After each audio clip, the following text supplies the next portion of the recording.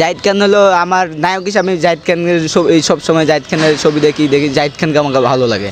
আর hero Alam তো নাটক করে একবার করে হিরো আলম কতটা ভালো লাগে, ওই সবসময় টোকাইয়ের ঘাটাবে থাকে। হ্যাঁ। ঠিক আছে, ওই ওই যেগুলা করে জাহিদ খান তো ওগুলো কোনোটাই করে না। জাহিদ খানের গেটআপ সেটআপ সব কিছু আলাদা, আর হিরো আলম গেটআপ সেটআপ বলে সব টোকাইয়ের মতো।